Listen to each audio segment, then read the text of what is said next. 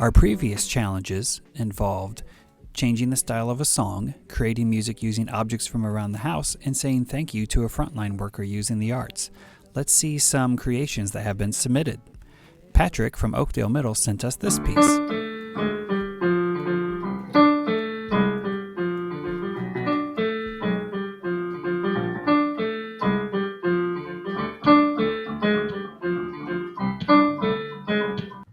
And Arya from Oakdale Middle sent us this drawing. Thanks for sending in your ideas. This week, we're going to have Zach from Brunswick High School teach us a lesson on reading rhythm. Hey y'all, hope everyone is doing well and staying safe. My name is Zach Griffin and I'll be walking you through rhythm.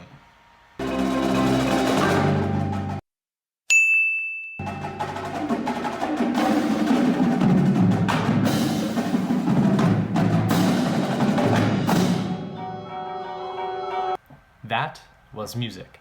Music is the application of sound and silence to create art. In this case, we can make music using what is known as rhythm, or sound created using duration and periodic stress. Rhythm is important to percussionists in particular because it is their individual role to keep the underlying pulse in any piece of music. So, in order to create rhythm, we have to understand note values, or lengths. There is a whole note. For the purposes of today's lesson, the whole note will be getting 4 beats. Now, we can split this whole note into 2 half notes. Each half note gets 2 beats.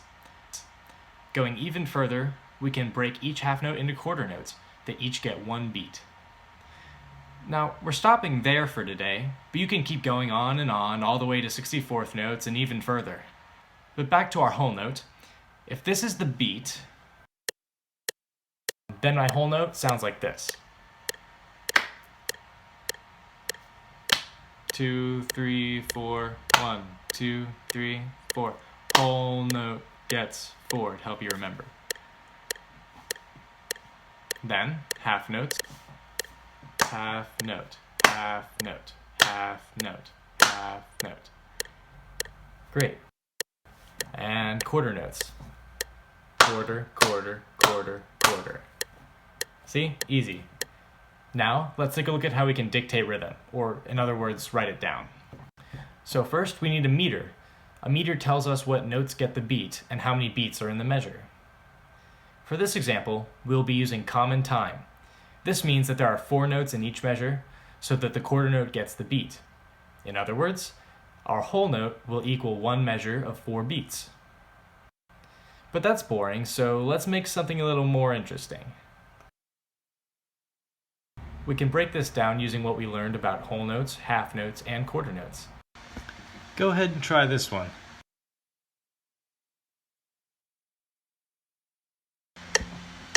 Okay, it should sound like this.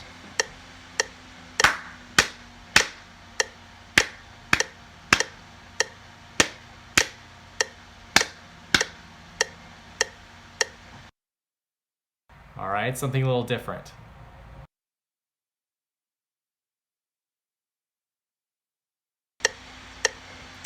Here's what that one should have sounded like.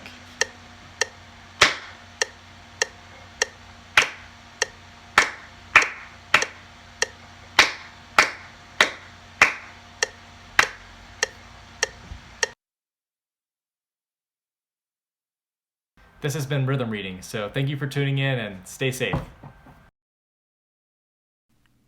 This week's challenge is to create your own rhythm based on what Zach showed you.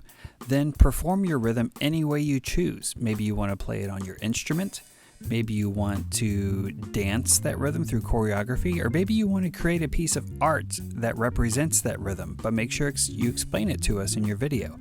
Then submit it to us by going to our website, fcpsartsacademy.org.